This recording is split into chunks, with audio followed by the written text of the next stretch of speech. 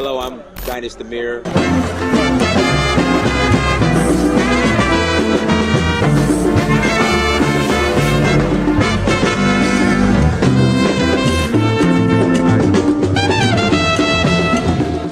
So I reached out to another friend of mine. I said, look, I need to go on vacation somewhere. Where should I go? He said, go to Africa.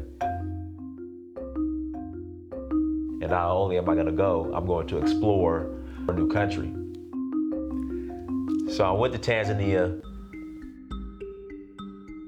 South Africa, Namibia, Mali, Senegal, Morocco, Liberia, Namibia, Kenya, the Voodoo Festival in Ouida, Gambia, Togo, Cote d'Ivoire.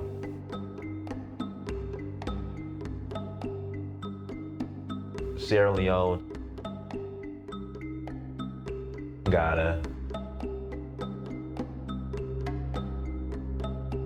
Nigeria. It's been a beautiful experience, just learning more about our culture, our indigenous culture. So uhuru means freedom in Swahili. I'm in search of my roots. In finding that, I would experience my uhuru, which is freedom.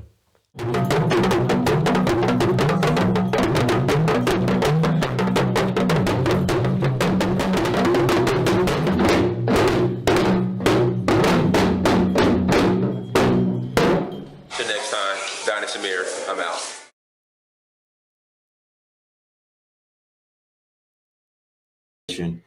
You're more than welcome to call in and add to the conversation, you guys. Again, you're more than welcome to call in and add to the conversation, everyone. And do me a favor, if you just join the chat, hit the like button. Again, please hit the like button. The link's in the chat room.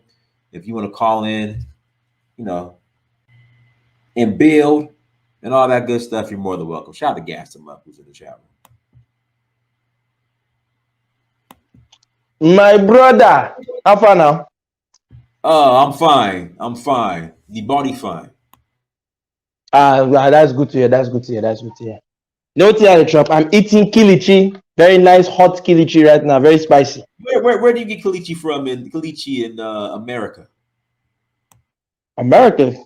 I ain't in America. I'm out the country, bro. Oh, you're in Nigeria. Yeah, me, I did Nigeria already. Okay, well, gas them up. I got tired of breathing that. I got tired of breathing that American problem air. Well, listen. I'll be in Nigeria next week. I'll be there next week. You can find me in Oshogbo. I'm gonna hit you on the back channel, so I know where you're gonna be at. You gonna be in Lace a little bit? Yeah, of course. Yeah, so I hit you on the back channel. See where you at. We'll link up.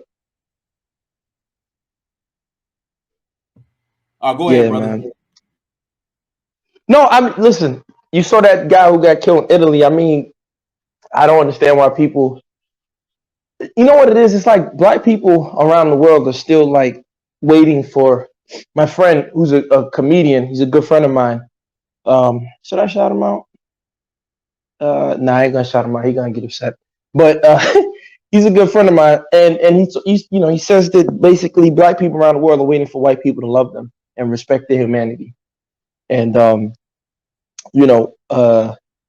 just the truth of the matter is that I don't know why, especially immigrants, but even black Americans, African Americans face that, where it's like we get around white people and we think because we are able to copy them that they somehow recognize our humanity. They don't. You don't have to beg people to recognize your humanity. I sent you that video. I don't know if you got to see it. There's a white boy running around the Calabar, Akwa Ibom region of Nigeria, saving dogs. Because in that part of Nigeria, they eat dog meat. Who cares? In Asia, they eat dog meat too, right? It's an animal, right? I think people should eat less meat, but that's a whole other conversation on health and whatnot. But this dude was out there crying. Oh, that dog has a soul. and he's basically, going up to these Nigerians, paying triple the price to save the lives of these dogs. And of course, these Nigerians are like, look at this idiot. Yeah, give me the money. I'm not gonna kill the dog. As soon as he walk away, they're gonna eat the dog. As soon as this dummy walks away. So it just shows you, right? I think Chinwezu said that there was a natural disaster. These people sent buses and supplies for the homeless animals.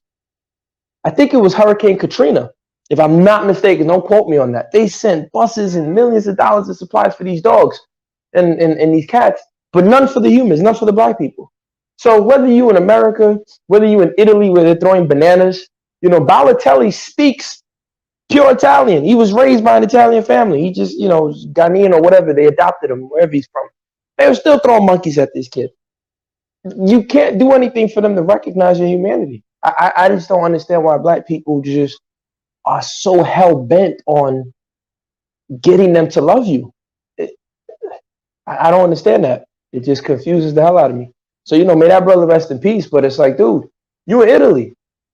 What do you think? Keep your knife with you, man. Keep a gun. Keep something. Have a couple dudes with you. When you go around certain places, have some people with you.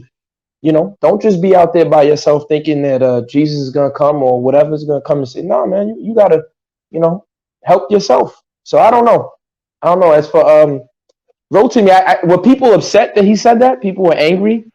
Hey, Jose, what's going on, brother? Were people upset that he said that he has peace in Africa? Why are they angry? Why are they angry?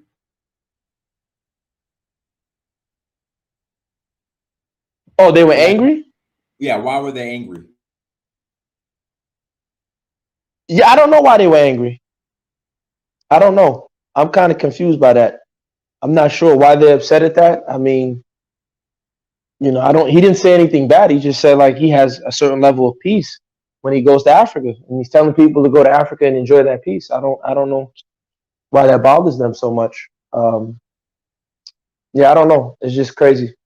And then for Malema, I ain't South African, but I hope if they do, rise up and do something. But let's be real: if the whites pull out of South Africa and the Indians pull out of South Africa, it's going to basically be Nigeria with black accents. To me, say because what they're gonna do is they're gonna put sanctions. They're gonna start interfering. You're not gonna get access the way you do because you have proximity to whiteness. In my opinion, I could be wrong, but I think that what will end up happening is that if they do eventually take over, I don't know if the global system at large, the global white system at large, will recognize them and allow them to function. I hope that if they do take over, they're smart enough to not be xenophobic and extend themselves and start partnering with other African countries to, make South Africa a regional powerhouse. That's my little 3 cents. Yeah. I'm reading this comment. Even if we get killed unjustly by the cops, you'll get compensated more in America than any place on the planet. In 99.9% of black countries, if the cops kill you, you get nothing. I mean, this is what we've devolved into. Crazy. Man, so if I get killed in America, I'm gonna get more money than you. If I get killed in America, I'm gonna get more money than you by a police officer. This is what we've devolved into, gas them up. Scary. Fucking scary. Yeah, I mean, Jose talks about that all the time. He says that people in the West were in the clinch. I'll let Jose speak for himself, but by the way, people don't know Jose, myself, and Tam. We have a great channel that we do. We're coming back in September, more episodes. But Jose's a brilliant dude, and he talks about that clinch. So I'll let Jose talk about that clinch. In the West, we are in the clinch. We are focused on our personal, quote unquote, personal per group. Let me say per group, like African Americans in the United States are in a clinch with Americans, quote unquote. Americans don't exist. It's Europeans, it's Africans, and it's Asians in there. But anyways, Black Americans are in a clinch with Americans. When you move to another country with other whites, it's that clinch is gone, right? So in America, you're very focused on your white man, And here in the Netherlands, it's Suriname people and Dutch Antillean people that are focused on their white man. And in Portugal, I assume us Cape Verdeans are focused on our white man, you know. And I bet if a Black American comes to the Netherlands, ask Nakamizi, if a Black American comes to the Netherlands, or if a Black American goes to Portugal, you won't have that focus on your white man. But you know, yeah, that's the clinch that Gaston Mop mentioned. But I came on to say that about 2 years, excuse me, about 2 years ago, a Cape Verdean was killed in Italy.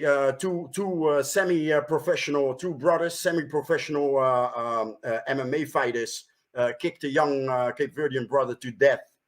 And it was just because he looked at them the bad way or whatever. And there was a lot of commotion in the country, nationwide. And I believe I don't know for sure about nationwide, and I don't know for sure that if I heard you when you was reading the articles, but when that Cape Verdean young man, a student, right? Like Nigerians, like Dutch folks or Germans or Americans, we are all over the world at university studying, like in Ukraine.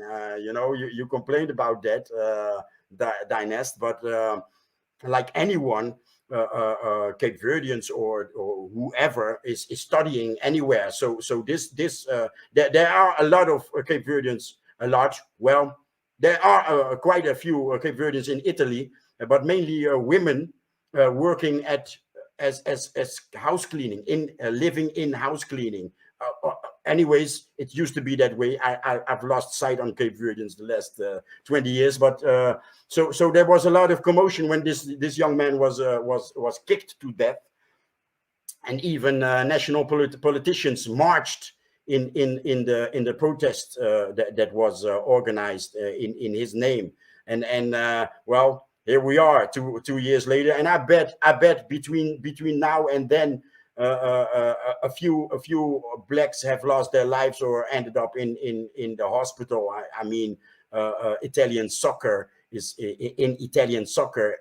Southern Europe is very open in their racism in soccer, right? They throw bananas on the fields when one of us has the ball, and make monkey sounds. But you know, my personal opinion about this monkey, associating us with monkeys. Coincidentally, I cut off my hair and beard about two hours ago. But our hair proves that we are the furthest of monkeys. I mean, monkeys have fair hair all over their body, you know. So why are these primates calling us monkeys? But anyway, so my question to you will be then, why are Africans still trying to immigrate to these countries to the point where, you know, they're catching boats, not even boats, canoes from Gambia and Senegal? Yeah. You know, I talked at least 2 guys from that, right? 2 guys are now in Senegal. One of them has his own shop.